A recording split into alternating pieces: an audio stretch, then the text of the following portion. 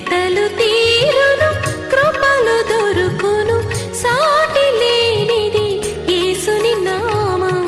యేసునామమే మధురం, మదిలో తలచిన ధన్యం.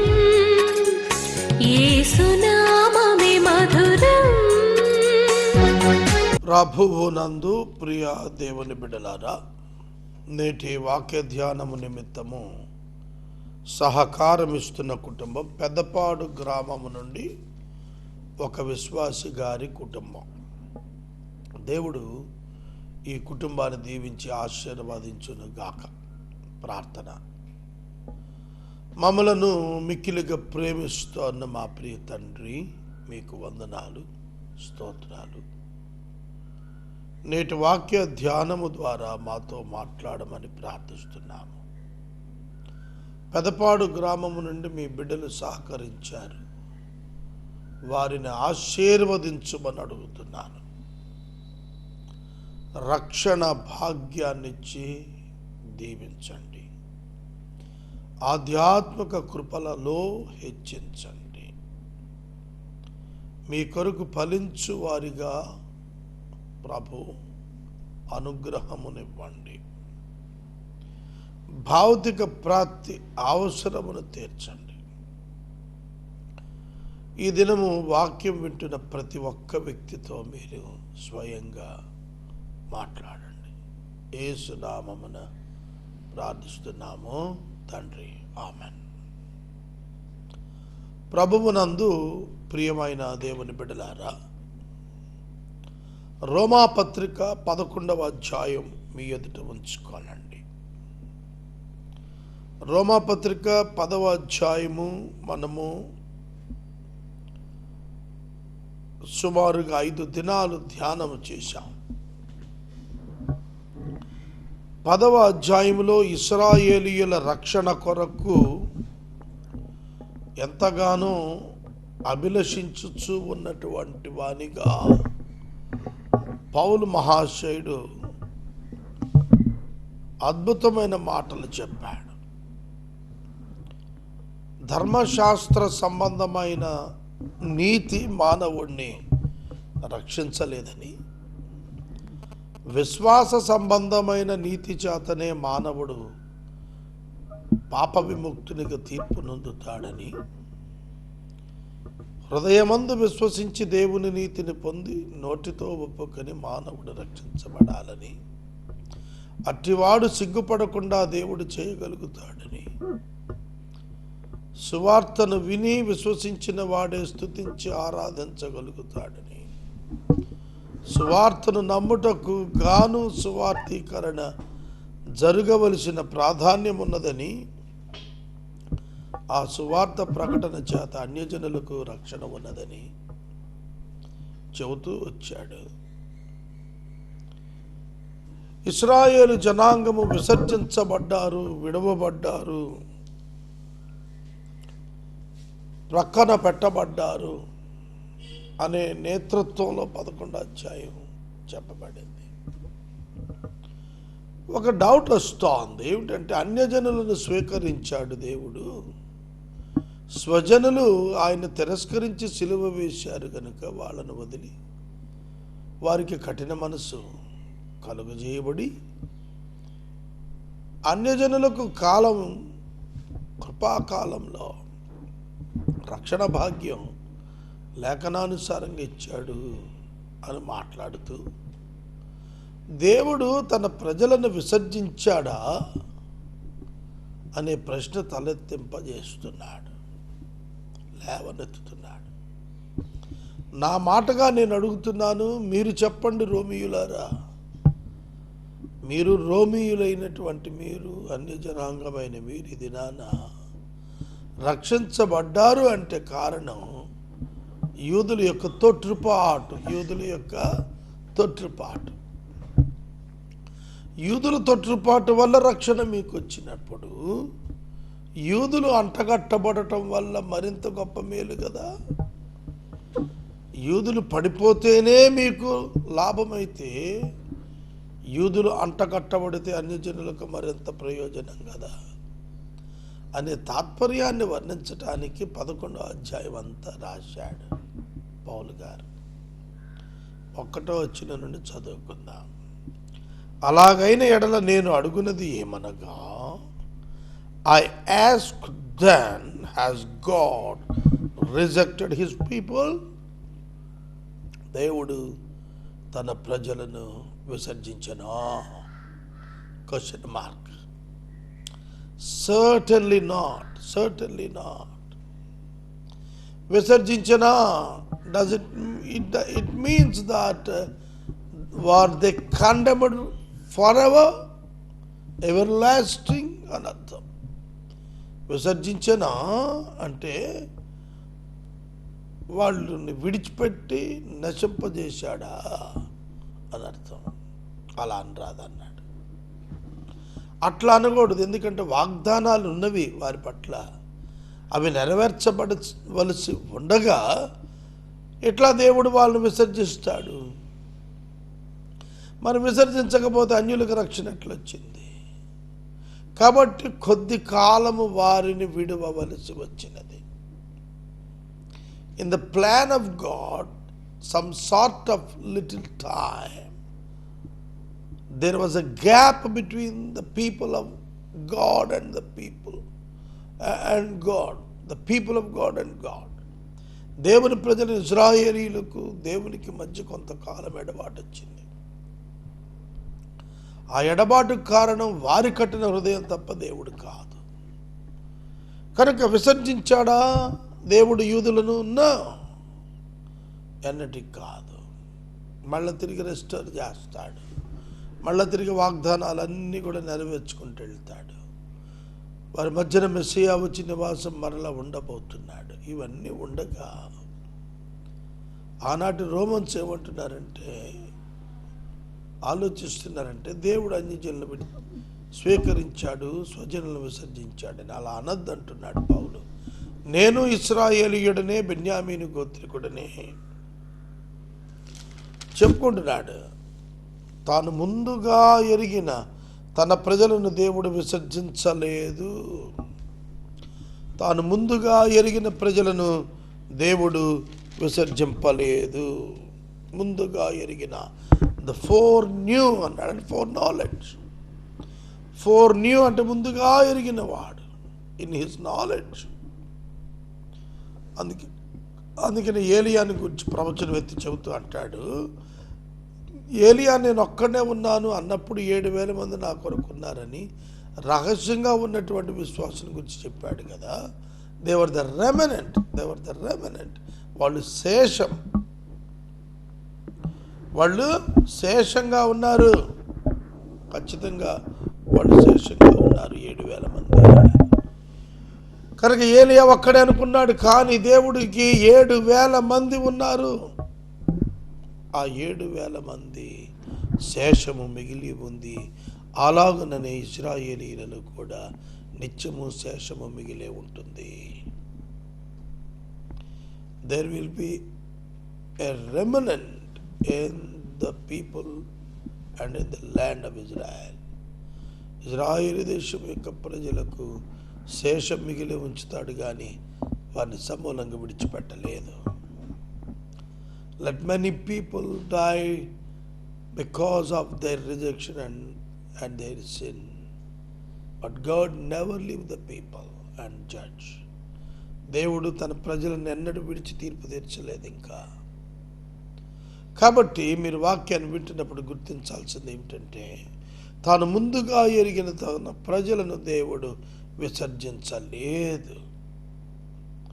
దేవుడు విసర్జించనా అనే ప్రశ్నతో ప్రారంభమై తానే జవాబిస్తున్నాడు, విసర్జింపలేదు. ప్రభువా, వీరు నీ ప్రవక్తలను చంపారు, నీ బలిపీఠాలు పడగొట్టారు, నేనొక్కడనే మిగిలాను, నా ప్రాణం తీజుస్తున్నారని ఇశ్రాయేలుకు విరోధంగా దేవుని ఎదుట ఏలియా వాదించి ఉన్నాడు. అయితే దేవోక్తి అతనితో ఏమి చెప్పుచున్నది?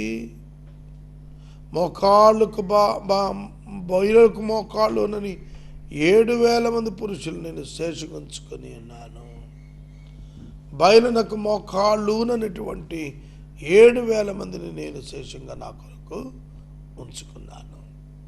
God can preserve the people for him. God can reserve the people for him. God can bring people for him. దేవుడు తన కొరకు ప్రజలను రప్పించగలుగుతాడు. అలాగుననే అప్పటి కాలమందు సైతము కృప యొక్క ఏర్పాటు చొప్పున శేషం మిగిలి ఉన్నది. అది కృపచేతనైన ఎడల ఇంకను క్రియల మూలమైనది కాదు. కాని ఎడల కృప ఇకను కృప కాకపోవును. ఈ వచనం చాలా బాగుంది. అది కృపచేతనైన ఎడల ఇకను క్రియల మూలమైనది కాదు. కృప అనేటువంటి పదము మనం అర్థం చేసుకోవాలి. కృప యొక్క ఏర్పాటు వలన శేషం మిగిలి ఉంది. దేవుడు వాగ్దానాలు చేశాడు. అబ్రహాము, ఇస్సాకు, యాకోబు, దావీదు వీళ్ళకి చేసిన వాగ్దానాలు నిలబడాలి కదా.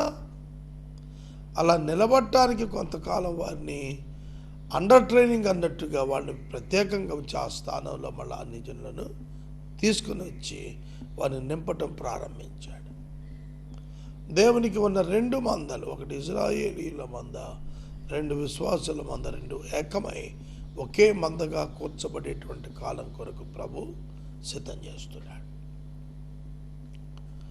కనుక ఇశ్రాయేలుని గురించి రాసిన మాట ఏమిటంటే, నేటి అలాగైనా ఏమగునో ఇశ్రాయేలు వెతుకున్నది ఏదో అది వారికి దొరకలేదు, ఏర్పాటు నొందిన వారికి దొరికింది, తక్కిన వారు కఠిన చిత్తులైరి. ఇంది విషయమై నేటి వరకు దేవుడు వారికి నిద్రమత్తు గల మనసును, చూడలేని కన్నులను, వినలేని చెవులను ఇచ్చి ఉన్నాడని రాయబడ్డది. చూడండి, దేవుడు ఇశ్రాయేలీయుల మనసులు నిద్రమత్తుగా, చూడలేని కన్నులుగా, వినలేని చెవులుగా ఆయన ఇచ్చి ఉన్నాడు. He is the reason for that. ఎందుకు ఇచ్చాడు ఇవన్నీ కూడా అంటే, ఇశ్రాయేలు వెతుకున్నది వారికి దొరకలేదు కాబట్టి, వారు కఠిన చిత్తులు అయిపోయారు కాబట్టి, నిద్రమత్త మనసు కలిగిన వారు అయిపోయారు కాబట్టి, వినలేని చెవులను చేసి ఉన్నారు కాబట్టి, వీటన్నింటి పక్షంగా దేవుడు చెబుతున్నది ఏమిటంటే, వారిని కఠిన చిత్తులనుగా చేశాడు. ఇశ్రాయేలీయులను అన్యులకు సువార్త అందేటట్లుగా చేశాడు. యేసుక్రీస్తు ప్రభువును విసర్జించుట వలన యూదా జనాంగం, ఇశ్రాయేలు జనాంగం అంతా విడవబడిన వారుగా, కఠిన చిత్తులైన వారుగా అయిపోయారు. అందుకు వాక్యం ఏం చెప్తుందంటే, నేటి వరకు పౌలు అంటున్నాడు, ఆయన రాసే దినం వరకు కూడా దేవుడు వారికి ఉరిగా, బోనుగా, ఆటంకంగా, చూడటానికి కన్నులకు చీకటి కమ్మేటట్లుగా, వైపు వంగిపోయేటట్లుగా, దావీదు ప్రవచనం ఏదైతే 1000 ఏళ్ల క్రితం ఉందో అది ఇంకా కంటిన్యూ అవుతోంది. వీళ్ళ విషయంలో వీళ్ళు పడిపోయినట్టుగా కనపడుతున్నారు, తొట్టిల్లినట్టుగా కనపడుతున్నారు కదా. ఇలాంటి వీరు అయిన ఇశ్రాయేలీయులైన వీరు తొట్టిల్లిపోయారా? అది ప్రశ్న. తొట్టిల్లినారా? అట్లా అనకూడదన్నాడు. వారికి రోషం పుట్టించి వారి తొట్టిపాటు వల్ల అన్యులకు రక్షణ పుట్టింది. వారి తొట్టిపాటు లోకానికి ఐశ్వర్యమైంది, వారి క్షీణత ఐశ్వర్యమైంది, పరిపూర్ణత ఎక్కువ ఐశ్వర్యం అవుతుంది కదా అన్నాడు. వారికి తొట్టిపాటు, వారికి రోషం పుట్టించడానికి చెబుతున్నాడు. వారి తొట్టిపాటు అన్యజనులకు ఐశ్వర్యమైంది. రక్షించబడ్డాం ఇవాళ మనం కారణం ఏంటంటే, ఆనాడు వారు తృణీకరించారు. వాళ్ళు అవాళ యేసును అంగీకరించి ఉండుంటే ఇవాళ మనం అన్యజనులు ప్రభు దగ్గరికి వచ్చే అవకాశం ఉండేది కాదని పౌలు అభిప్రాయపడ్డాడు. కానీ దేవుని సర్వజ్ఞానంలో ఇదంతా చేశాడు కాబట్టి, తన వరకు తన తాత్పర్యం చెబుతూ దేవుడు తన సర్వజ్ఞానంలో వారి తొట్టుపాటుకు గురయ్యేటట్టు, శేషం ఉండేట్టుగా అనుమతించి అన్యజనులకు అవకాశాన్ని ఇవ్వటానికి ముందుకు వచ్చాడని చెబుతూ, దాన్ని మీరెలా అర్థం చేసుకుంటున్నారు అన్యజనులు? అది ప్రాముఖ్యమైంది. ఎలా అర్థం చేసుకోవాలంటే, వారు తొట్టిపాటు మీకు ఐశ్వర్యం అయితే, వారు అంటుగట్టబడుట, వారు చేర్చబడుట, వారు నిలబడుట మనకు మరింత ఐశ్వర్యం కదా. వారు క్షీణదశకి వెళ్ళిపోతేనే మనకు ఐశ్వర్యం అయితే, వారు ఉచ్చమైనటువంటి ఉన్నత స్థితికి వెళితే మరింత గొప్ప ఐశ్వర్యం కదా. ఏ విధంగా అయినా నా రక్త సంబంధికులకు రోషం పుట్టించి కొంతమందినైనా రక్షించాలని నేను ప్రయత్నం చేస్తున్నాను. నా పరిచర్య ప్రారంభించి కనపరుస్తున్నాను. వారిని విసర్జించుట లోకమును దేవునితో సమాధానపరచుటైతే వారిని చేర్చుకున్నట్టు ఏమవుద్ది? వారిని విసర్జించుట, ఇజ్రాయేలీలను దేవుడు విసర్జించాడు కదా కృపాకాలంలో. వాళ్ళు విసర్జించబడితే మనకు రక్షణ అయితే, వారు చేర్చుకోబడటం ఏమవుతుంది? రేపు మృతులు సజీవులుగా చేయటమే కదా. అవును, ఈ గొప్ప భాగ్యం మనకు దొరకటానికి కారణం యూదులండి. అందుకనే ఇప్పటికీ ప్రపంచ క్రైస్తవులు యూదుల పట్ల ప్రేమ కలిగి ఉంటారు, యూదులు క్రైస్తవుల పట్ల తిరస్కారం కలిగి ఉంటారు. ఎందుకంటే క్రైస్తవులు యేసుక్రీస్తుని దేవుడు అని చెప్తున్నారని. అయితే యూదుల యొక్క కఠినత్వం వల్ల తమకు దొరికిన భాగ్యాన్ని బట్టి యూదుల క్షేమాన్ని కోరి క్రైస్తవులు ప్రార్థిస్తారు. ఇప్పటికీ కూడా అమెరికా దేశంలో ఒక పెద్ద బృందం ఏర్పడింది ఈ యూదా జనాంగం యొక్క సంరక్షణ కొరకు. క్రొత్త గవర్నమెంట్ ఏర్పడిన తర్వాత ట్రంప్ గవర్నమెంట్, అతని యొక్క వైస్ ప్రెసిడెంట్ చాలా పెద్ద గ్రూప్ ఆఫ్ పీపుల్ టాపర్స్తోని ఈ యూదుల సంరక్షణ కొరకైన ఒక పెద్ద మీటింగ్ పెట్టాడు. అందులో బెంజమిన్ నెతన్యాహు వాళ్ళని పిలిచాడు, జూయిష్ ప్రెసిడెంట్ వాళ్ళు పిలిచి ఒక సమ్మిట్ ఏర్పాటు చేసి మేము మీతో ఉన్నామని చెప్పి పంపించారు, ధైర్యపరిచి వాళ్ళను. ఎందుకంటే క్రైస్తవుడు ఎలా వేళలా యూదునికి కృతజ్ఞత కలిగి ఉండాలి. ఎందుకంటే అతడు విసర్జించబట్టు, అతడు తొట్టుపడటమే మనకు, అతడు దూరం అవటం, అతడు కఠినపరచబట్టమే మన కనికరం పొందటానికి కారణం అయ్యింది.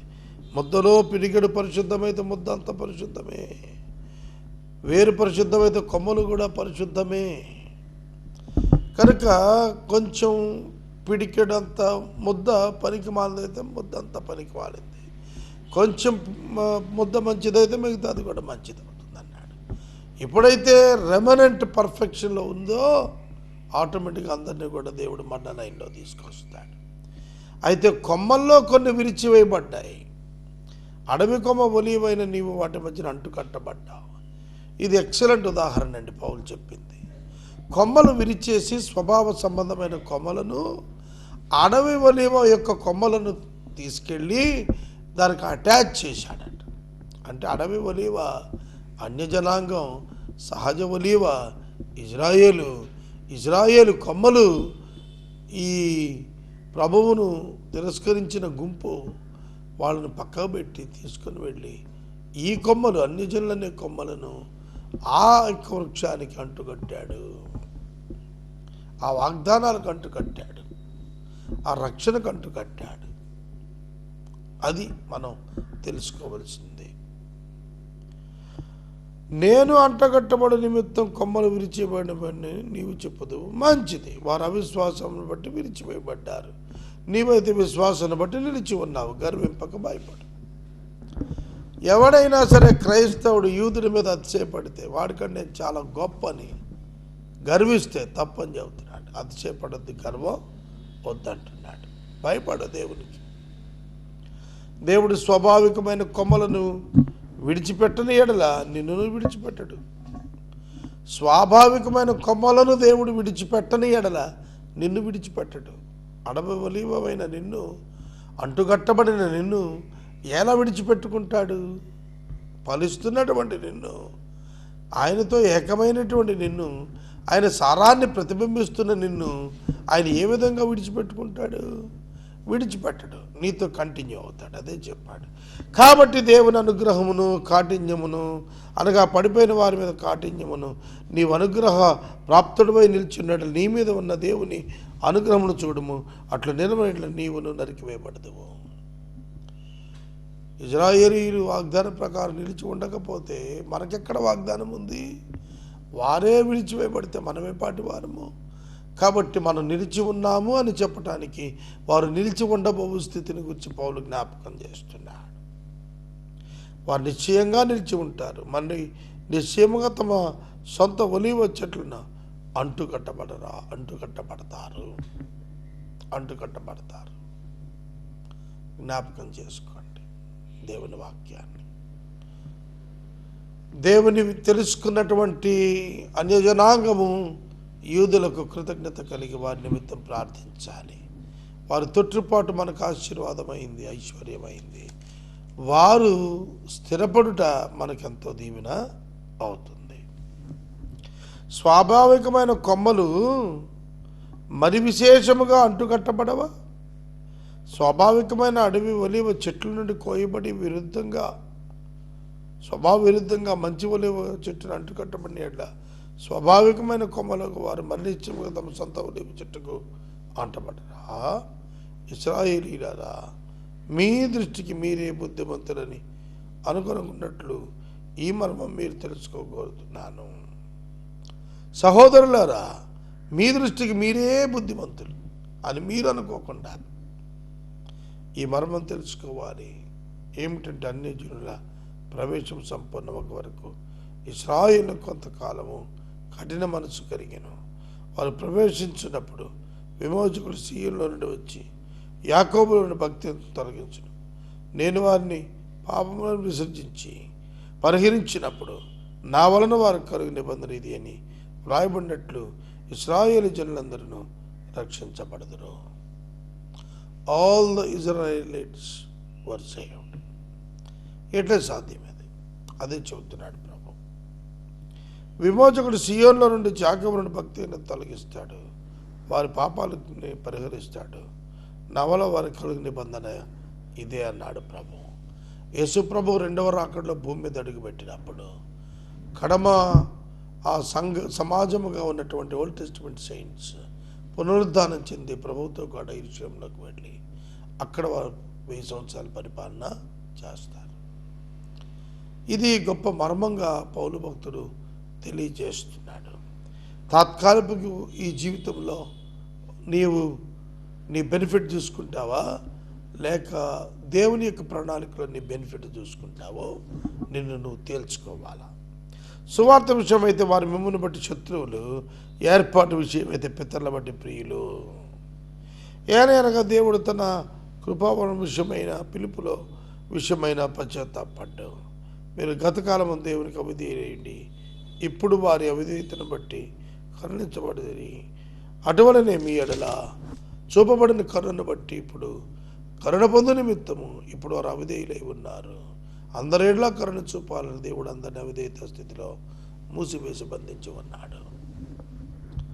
ఇశ్రాయేలు పిలుచుకున్నప్పుడు అన్యజనులు కఠిన మనసులై బంధించబడ్డారు. అన్యజనులు పిలుచుకోవటానికి దేవుడు ఇశ్రాయేలు కఠిన మనసుకు అప్పగించాడు. కనుక అనేకులు కఠినలై దేవుని ఎదుగు రాలేరు.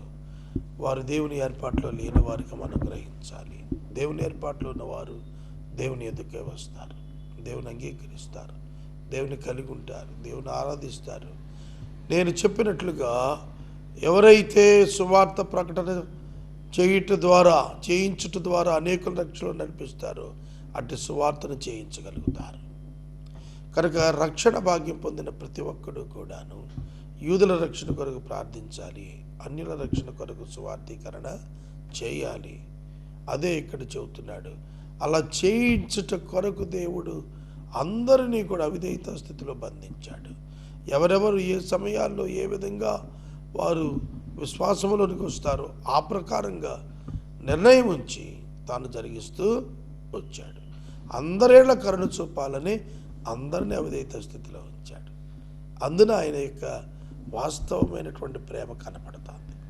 నేటి వాక్యోపదేశానికి సహకారం ఇచ్చిన వారు పెదపాడు గ్రామపు వాస్తవ్యులు ఒక విశ్వాసి గారి కుటుంబం. ప్రార్థన.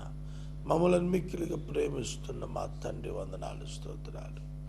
వాక్యం వింటున్న ప్రభువా మీకు వందనాలు, స్తోత్రాలు. ఘనత, మహిమ, ప్రభావాలు మీరు పొందండి. పెదపాడు వాస్తవ్యులు ఇచ్చిన సహకారం బట్టి బిడ్డలను దీవించండి. మా రక్షకుడైన యేసు నామమున అడుగుచున్నాం తండ్రి, ఆమేన్. తండ్రి దేవుని ప్రేమ, కుమారుని యేసయ్య కృప, పరిశుద్ధాత్మ యొక్క అన్యోన్య సహవాసం సదాకాలం మనకు తోడైన గాక. ఆమేన్.